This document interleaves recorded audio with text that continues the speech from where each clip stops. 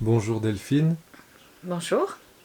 Alors aujourd'hui cette discussion se portera sur la suite de ce qu'on a entamé dans la première vidéo, qui était Oui. sur la mort.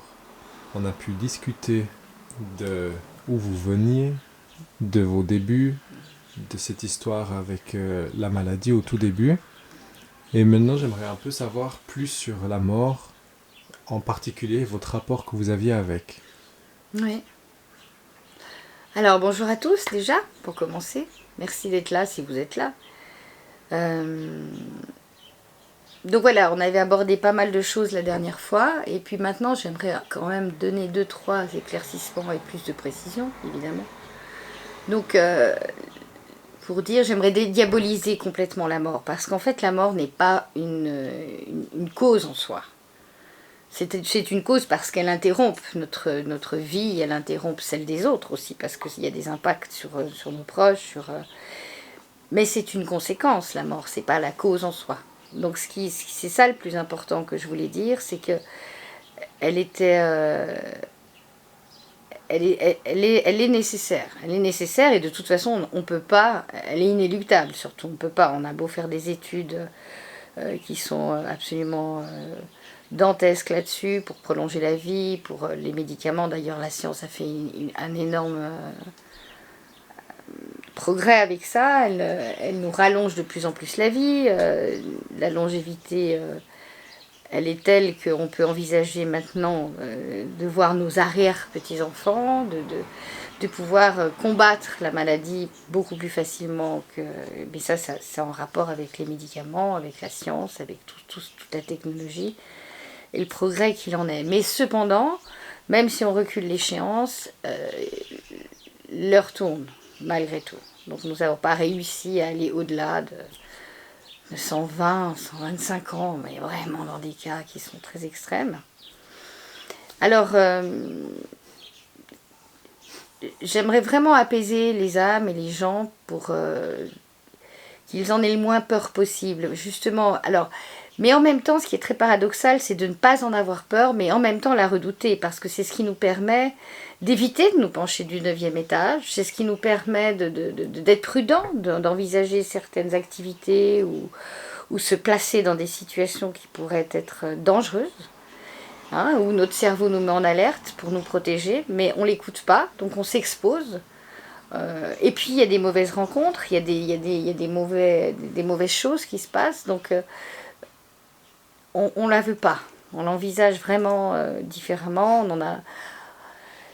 Mais il faut rester vigilant cependant. Donc je veux pas qu'elle. De toute façon, on n'a pas le choix parce que le cerveau est tellement bien fait que quand moi j'ai eu assisté à des morts évidemment imminentes parce que c'était là et où j'ai accompagné ces gens avec toute la patience et puis les soins qu'ils se,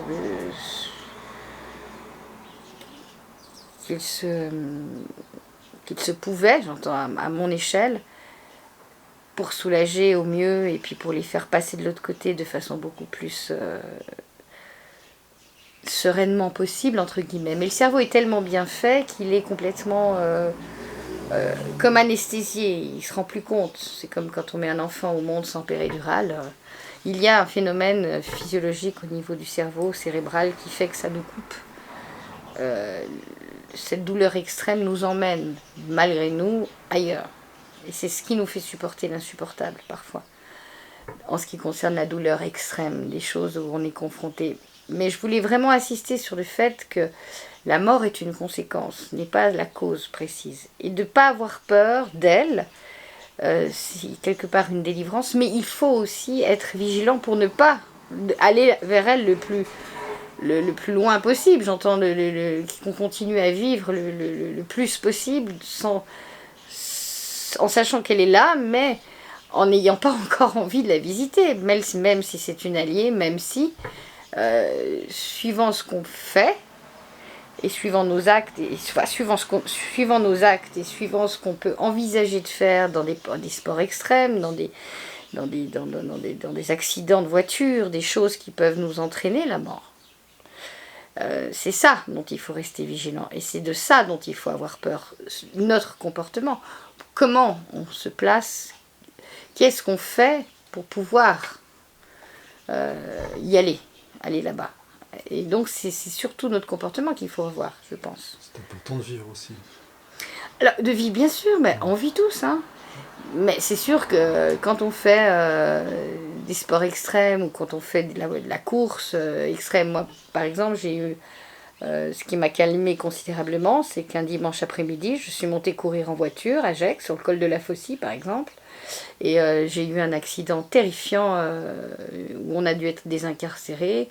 Et il y avait un prêtre qui me suivait. Ma fille m'attendait, son père devait me la rendre le soir. Elle avait 2 ans. Ça, si mon fils jouait avec des camarades à 10 ans, je leur ai dit à tout à l'heure, maman revient.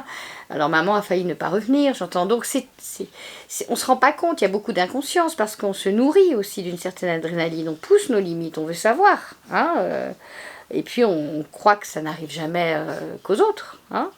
Nous, on est protégés, hein, finalement. Hein, on peut avoir la foi ou avoir ce qu'on veut, mais on est convaincu qu'à nous, ça ne va pas se passer. Enfin, on l'envisage de loin, mais finalement, on ne s'imprègne pas de ce personnage-là.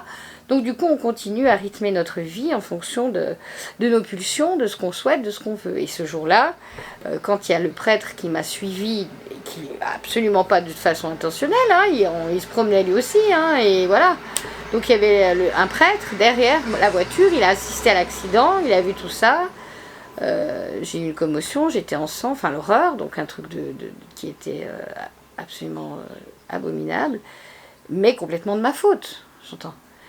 Voilà, donc ça aurait pu être une conséquence qui aurait eu un impact énorme sur mes enfants, sur mes proches, et puis moi je serais partie dans ce ravin. Donc j'entends, à ce moment-là, qu'est-ce qui s'est passé ? C'est le fruit d'une protection, d'une intervention divine qui m'a donné... Pour moi, c'est une explication. Quand je suis sortie, que c'est le prêtre en plus qui nous a ramenés à la maison, parce que c'était hors de question, mon enfant allait rentrer, mes enfants, j'allais pas aller à l'hôpital, et puis moi je suis pas quelqu'un qui nouillette, et puis je voulais absolument pas, dans ce comportement-là que j'avais, assumer cette conséquence où on m'aurait blâmé. Vous vous rendez compte, vous avez fait une course, vous êtes planté, il y a un accident, vous avez failli mourir, on fasse tous une batterie voilà, donc j'ai pas voulu non plus assumer quelque part les risques que j'avais pris, parce qu'automatiquement mes enfants n'auraient eu oui dire, il y aurait eu, ça se serait pas arrêté là, et je ne voulais plus finir, je voulais plus en parler de cette énorme bêtise que je n'avais pas pesée à ce moment-là. Donc c'est moi la cause de cette histoire qui aurait pu m'amener. Donc évidemment que j'ai pas pesé, hein, et je voulais le faire, cette adrénaline et cette envie de me surpasser. Puis on est pris dans cette dynamique-là avec les autres, les coureurs, et puis... Mais sans penser, l'accident est toujours probable, mais on l'éloigne de nous, on veut pas. Il reste clandestin ou satellite autour, et puis on y va un peu au petit bonheur de la chance. Mais quand il y a quelque chose de charnière comme ça à ce moment-là, où je l'ai pris comme un signe, hein, pour de vrai, parce que là il y avait vraiment le prêtre, donc je suis sortie de cette voiture désincarcérée, nous étions dans un état, mon mari était complètement compressé, moi j'étais complètement compressée, je me suis pris la moitié du moteur, j'ai un énorme trou, enfin c'était épouvantable. Dans l'état où et encore on a eu de la chance, hein, parce qu'on aurait pu vraiment mourir, tout simplement, mourir. On a fait une collision frontale avec la montagne, c'était ou la montagne ou le ravin, donc j'entends même la montagne, c'était ardos, quoi, j'entends vraiment là, bien dérouillé. Et quand je suis sortie, tout le monde me disait, il y avait la gendarmerie, les pompiers, enfin il y avait tout, et puis surtout tout le monde en alerte, mon Dieu.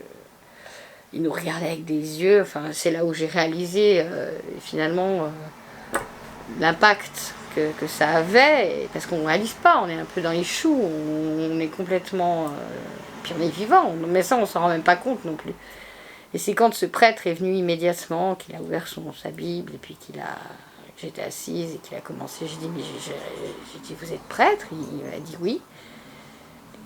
Étonnamment il s'appelait en plus comme le prénom de ma mère et puis le prénom de mon fils en deuxième prénom, donc j'entends, c'était très étonnant, donc il s'appelait Emmanuel, donc en plus il s'appelait Emmanuel, il nous a ramenés à la maison, il y avait des chapelets partout, des vierges partout dans cette voiture, c'était un homme extraordinaire, hein, un homme vraiment formidable, jeune en plus,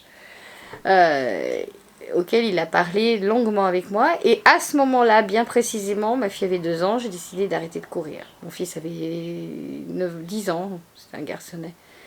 10-11 ans, et j'ai arrêté de courir. Ça a été fini. Je n'ai plus jamais pu... Et pourtant, j'adore la vitesse. Donc, quand je parle de sport extrême, c'est vraiment parce que je suis impliquée là-dedans. J'aime tout ce qui est sport extrême. Donc, j'aime la vitesse à outrance. J'ai fait des circuits, j'ai fait des tas de choses en voiture où j'ai commis énormément d'imprudence. Donc, c'est ça que je veux dire. C'est que c'est une conséquence de l'attitude que nous avons qui fait que...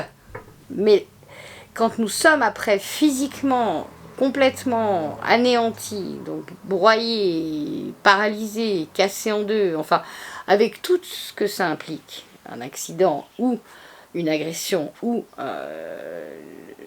une tragédie où ça nous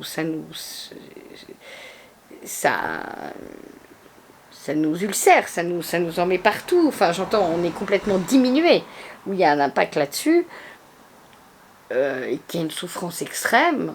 Dans certaines situations, la mort est inéluctable.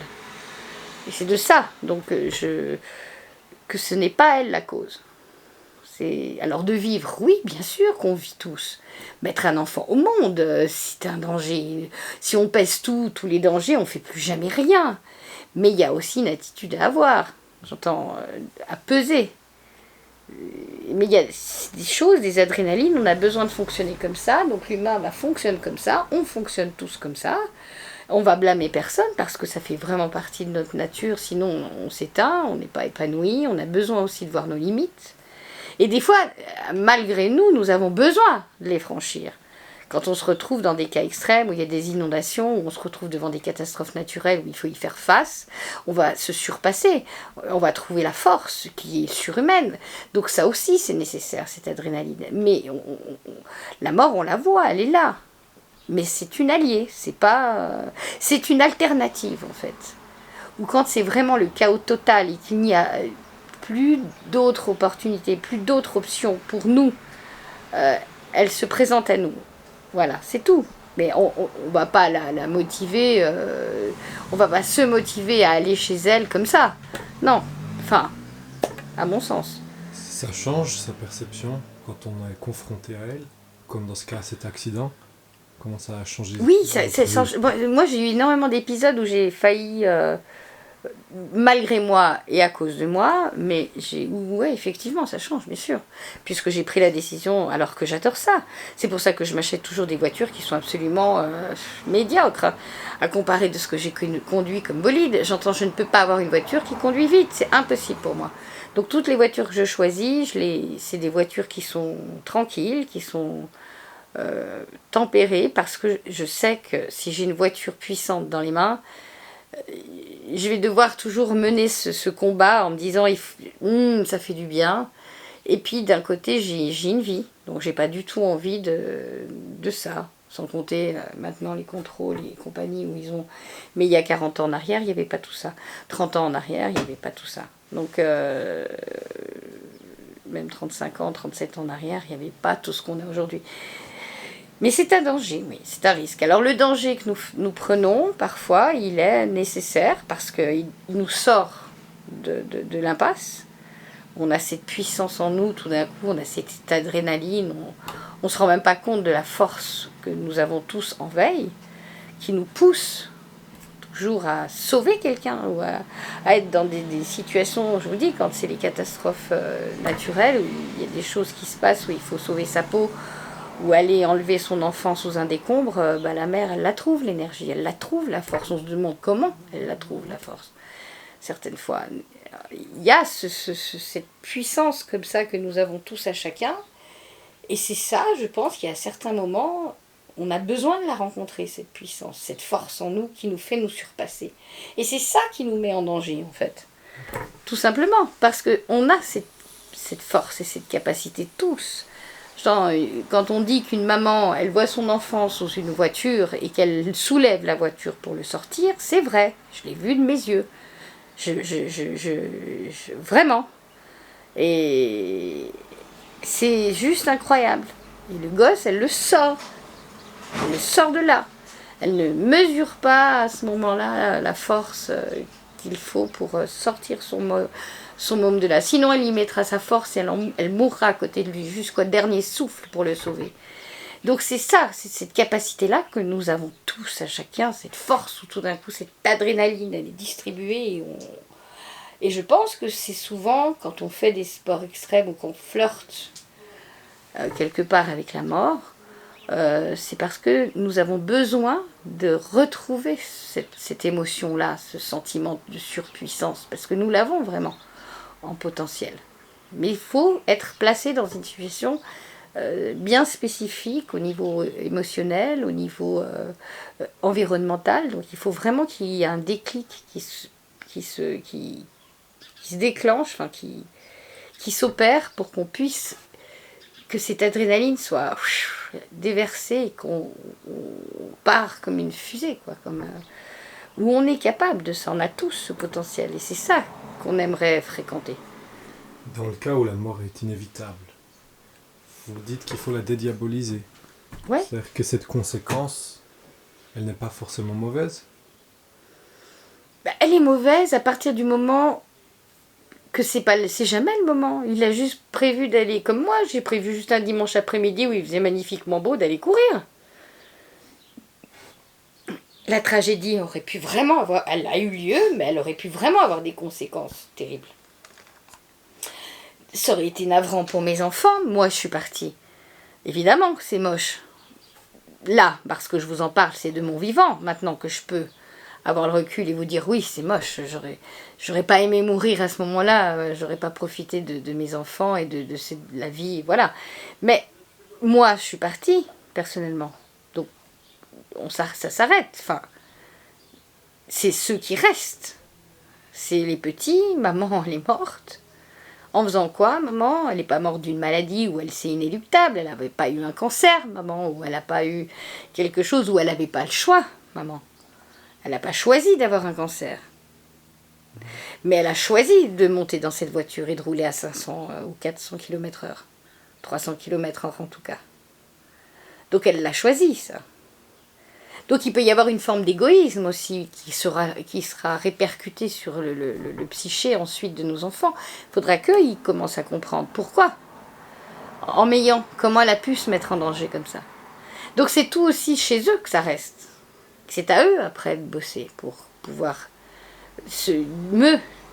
disculper en nous trouvant des excuses, mais j'en ai pas beaucoup. Puis je suis morte, donc je peux même plus expliquer quoi que ce soit. Donc c'est ça le truc, c'est qu'il y a, quand c'est inéluctable, c'est surtout pour ceux qui restent. C'est pour le fait que tu n'aies pas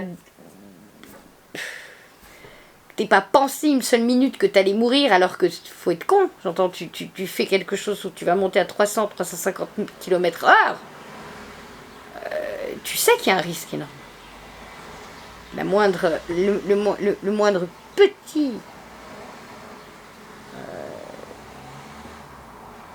caillou, enfin, qui se met sur ta route peut faire tout péter, j'entends. Et c'est fini. Donc c'est tout l'impact. J'entends, c'est la façon dont tu meurs qui fait que ça laisse une lésion énorme chez ceux qui restent. Si tu meurs d'une maladie, ma foi, vous voyez, ou c'est un truc de malchance. Mais quand c'est toi qui provoque ces événements-là, quand c'est toi qui vas chercher, quand c'est toi, alors c'est sûr que la conséquence, elle n'est pas la même. Mais la mort est inéluctable, oui. Ça, la mort, on n'en parle même plus. Enfin, j'entends, elle est évidente, c'est évident. De toute façon, c'est une terminaison en soi, c'est une fin en soi. Et d'ailleurs, dans certains cas, tant mieux. Vous voyez ? Donc c'est ça, c'est toujours tourné, c'est nos actes qui font tout. Après, les autres acceptent ou pas. C'est tout, nos choix. Donc si nos enfants acceptent le fait qu'on court et qu'on prenne des risques, et qu'ils en sont conscients, ils vont toujours nous mettre en prudence en nous disant fais attention, fais attention. Mais ils vont se dire, ils vont nous trouver un truc, il est mort en héros, il est mort parce qu'il est mort de sa passion. Il est mort. Après X, Y, ils en font ce qu'ils veulent. Mais c'est plus dur pour ceux qui restent, bien sûr.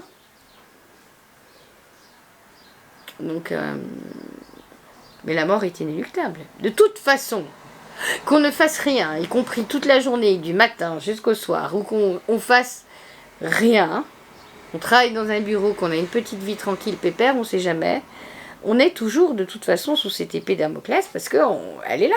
Donc ça, c'est un aboutissement. On rentre sur le boulevard de la vie, automatiquement, on sait qu'à un moment donné, on va rencontrer la grande porte. Genre, c'est comme ça. Ça, c'est une évidence, on le sait tous. Mais ce qui précipite finalement les petits couloirs où on rentre dedans parce qu'on a un comportement qui n'est pas... Voilà. On nous avertit, mais on ne suit pas. Parce qu'à un moment donné, on se dit il faut bien vivre, il faut bien profiter, il faut bien... Mais au final... Donc quel est le message que vous voulez faire passer par rapport à cette mort? Rien, aucun message. Là, j'espère que j'ai été claire par rapport à elle. C'est simplement nos attitudes, simplement la façon dont on envisage les choses, qu'on voit. Et puis surtout, le fait j'avais envie de terminer, parce que je n'avais pas tout abordé la dernière fois aussi. Quand moi-même, il y a 2 ans et demi en arrière, je suis tombée très malade, où j'ai fait plusieurs chocs anaphylactiques, où j'ai failli décéder aussi. Voilà, donc c'est tous des moments où c'est comme des rappels. Et puis elle nous redonne à chaque fois, elle nous réinjecte une espèce de douceur, de sérénité, ou voire même dans certains témoignages dont on m'a fait part, les gens ne veulent pas revenir.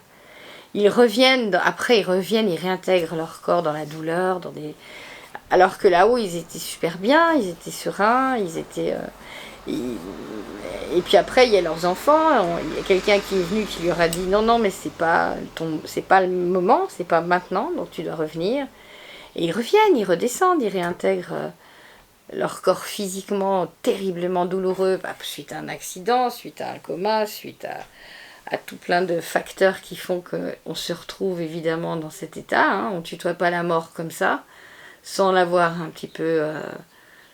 fréquenter, hein. On ne tutoie pas les gens sans les fréquenter, hein. D'abord ça commence par on la veut voir, hein, j'entends, et puis de loin, donc du coup ça reste toujours très... mais quand on commence à la fréquenter d'un peu plus près, c'est là où la donne change. C'est ça que je voulais dire, c'est que il faut... falloir est encore un joli verbe que je ne vais absolument pas répéter tout le temps, mais ce que je veux dire par là, c'est que c'est important d'en être conscient, c'est tout.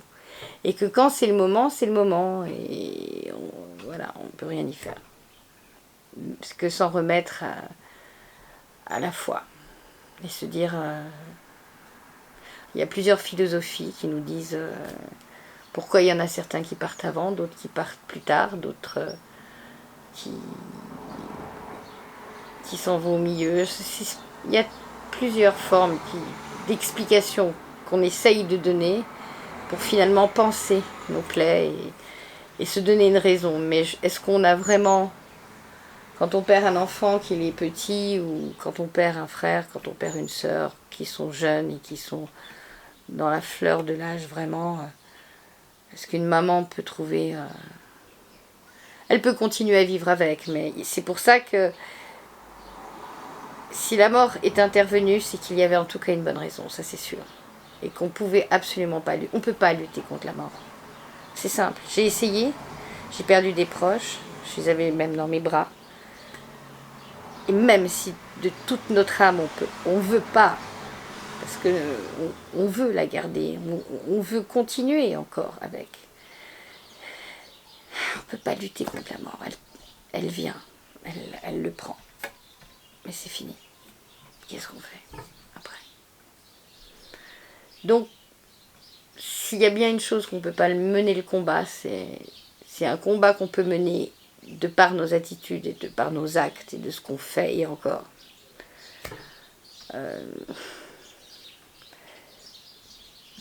Mais quand elle doit être là, elle est là. C'est tout. Voilà, donc c'est ça que je voulais aborder avec vous. Et puis évidemment que j'ai une adresse mail, donc vous pouvez me joindre si vous avez des questions, vouloir parler avec moi. Et puis j'aborderai encore 2-3 fois tout au long de toute façon de ces mois. Je vais aborder d'autres sujets, mais je vais vous donner mon adresse mail. Donc c'est